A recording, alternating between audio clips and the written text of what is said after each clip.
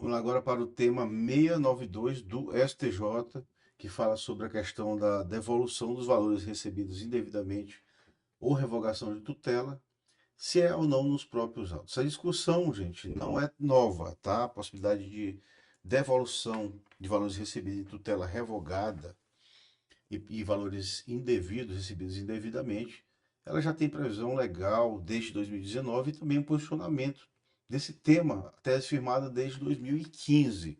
A inovação foi porque agora ela afirmou, estendeu isso, na verdade existia, reafirmou isso, para ser nos próprios autos. Vamos entender aqui como foi esse assunto.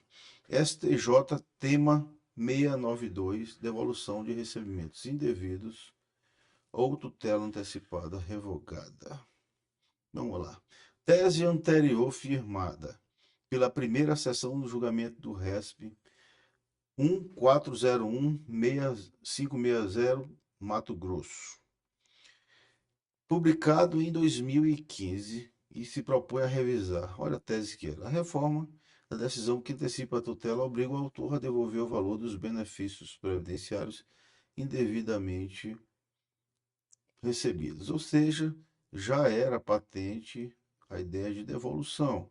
E houve uma nova tese após o embargo de declaração. Mas vamos primeiro entender a legislação a respeito disso, para que a gente possa voltar para a tese. Primeiro, o artigo 115 é que trata dessas alterações, ou melhor, desse pagamento de valores de descontos de benefícios. Esse artigo foi alterado pela Lei 13.849, desculpe, 846 de 2019 e pela MP 871. Essa MP era de 18 de janeiro de 2019 e essa lei é de 18 de junho de 2019, tá bom? E aqui a previsão diz o seguinte: podem ser descontados dos benefícios pagamentos de contribuições, evidentemente, inclusive eu não botei os outros incisos que falam de imposto de renda, aqueles descontos de associação, enfim. E aqui o que interessa é esse artigo aqui: o pagamento administrativo ou judicial de benefício previdenciário ou assistencial indevido ou além do devido, inclusive na hipótese de cessação de benefício pela revogação de decisão judicial que não exceda 30% da sua importância nos termos do regulamento. Regulamento é o decreto, regulamento de previdência, RPS, é o decreto, tá?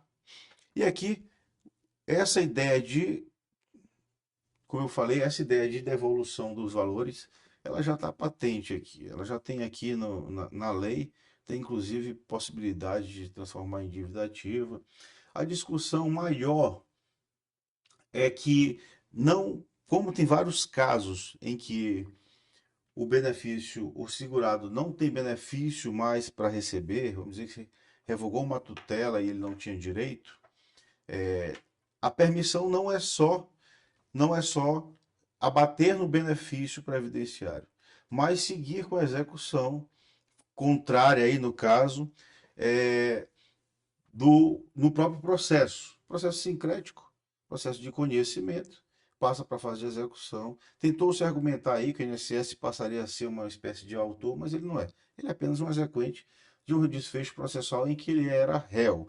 E o Código de Processo Civil de 2015 tem essa previsão aqui de pagamento dos próprios autos. Não seria diferente, se não trataria diferente o INSS. O cumprimento provisório de sentença por recurso desprovido de efeito suspensivo será realizado da mesma forma que o cumprimento definitivo. Ok. Observando o seguinte regime: fica sem efeito sobrevindo decisão que modifique ou anule a sentença objeto de execução, restituindo-se às partes do estado anterior e liquidando-se eventuais prejuízos nos mesmos autos, tá? Então a ideia de se restituir para o mesmo caso, restituir o status quo do processo, é a previsão de pagamento no mesmos autos.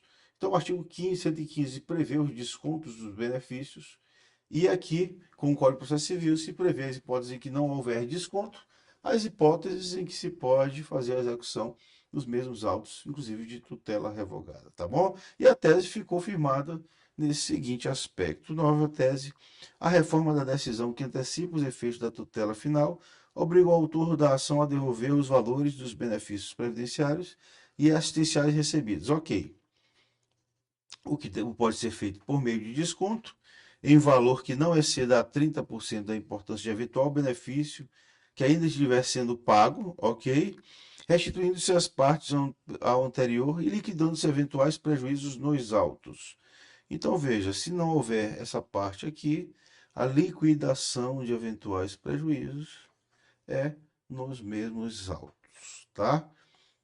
Então, ampliação da tese 692, em base da declaração, foi essa aqui. Um forte abraço e vamos ainda de teses, de temas aí afetados aí pela turma nacional agora. Um abraço, valeu.